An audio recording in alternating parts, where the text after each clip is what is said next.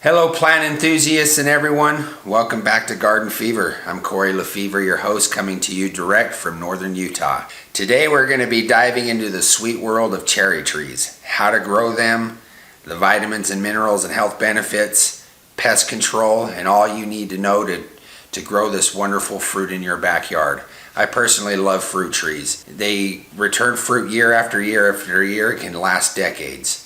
With proper care and everything too, they can be a good source of food and nutrients, and they're sweet. So with that, let's dive right in and get into it. That way you guys can learn what I've learned in growing them and some of the mistakes I've made, and we can make this world a paradise, 1 yard at a time. Let's get into it.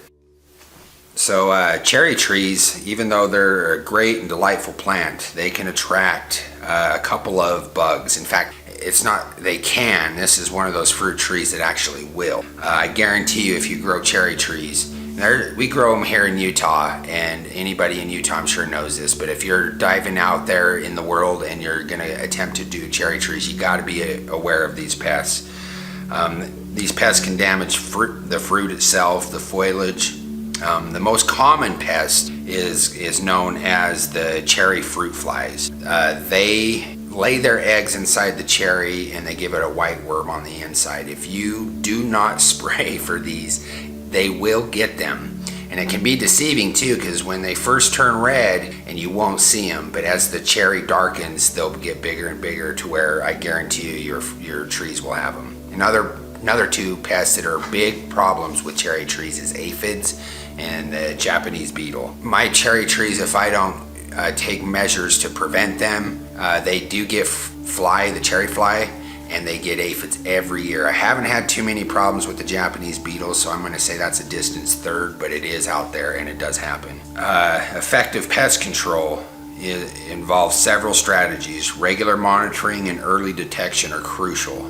You got to use sticky traps for the fruit flies and spray insecticidal soap to manage the aphids. So what I use is neem oil, and I mix it with the insecticidal soap, and you have to spray that several times throughout there. So you want to spray them in the spring when the flower's blooming, as soon as you start seeing the cherries when they're green, and the most important one is when they start turning red, when they're kind of a pinkish color. You want to do it again after that.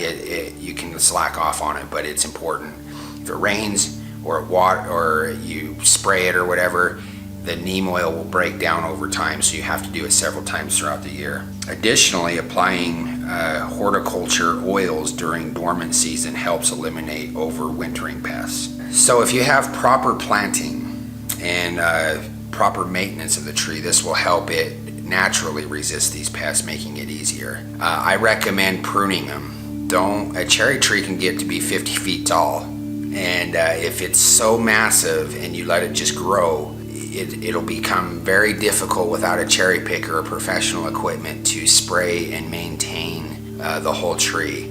So what I recommend doing is kind of miniaturizing it by pruning it often. You want to keep it kind of an umbrella shape and within reach of you. I prefer it in reach of at least a 6-foot ladder. If you're an older person, you're going to you don't necessarily want to be climbing around on ladders. So keeping it small and pruning it each year is important. Kind of dwarf it, if you will, or bonsai it to an extent. If you keep it a smaller tree, you'll be able to spray it more easily and reach it with minimal labor, and you don't need professional equipment. If you're growing in your backyard, I sincerely recommend, as you can see in these videos that I'm showing you, is me doing it. You want to prune it late fall after the harvest, when it starts to get cold and the tree is coming down into dormancy. And you can also do it in the spring, right before it blooms. So when it's still cold, you want to do it when the tree is dormant and in its roots. Cut the branches at a 40-degree angle to prevent infection and keep that tree small. You can use netting and cover the tree if you have it small. Once again, like I said, this will prevent birds from getting to them. It's not a bad thing necessarily if the birds eat them. They usually eat it for the moisture and sugar, tend to just kind of pick at them, but you'll get half-eaten fruits all over the place and it'll rot quick, and that can attract pests, as you know, or they'll drop to the ground, create colonies of ants at the bottom of your cherry trees. So cherries are very good. They're very healthy, which we'll get into next. But you've got to maintain them, keep them well watered, prune them, and keep them small. Spray them with neem oil and insecticidal soap to prevent the pests. And if you do that, they can be very beneficial to you health-wise, and they can also taste wonderful. And there's a lot of applications with cherries out there. So cherries are packed with a variety of vitamins and minerals that contribute to health benefits. So here's a breakdown of the key nutrients found in them. They have vitamin C, about 10 milligrams, an antioxidant that boosts immune system and promotes skin health. Vitamin A, about 64 IUs, essential for vision, skin health, and immune function. It's got vitamin K, which is important for blood clotting and bone health. Vitamin B, thiamine B1, or 0.027 milligrams roughly, helps convert nutrients into energy. Riboflavin, 0.033 milligrams. Vitamin B6, niacin B3, folate. Some of the minerals is potassium, calcium, magnesium, phosphorus, iron, zinc, copper. If you go to the gym often or you're trying to build muscle, it can help repair muscle. Zinc is great for testosterone if you're a male and over your 40s. It has dietary fiber and, like I said before, antioxidants. So overall, cherries are a nutritious fruit that provides a good mix of vitamins and minerals and antioxidants. With that, I'll leave it for you to grow your backyard garden trees. I do recommend fruit trees where they return year after year, and I put in annuals to kind of add to my garden, add variety. But I really love the perennials and fruit trees because they return year after year and they minimize the amount of work that you need to do.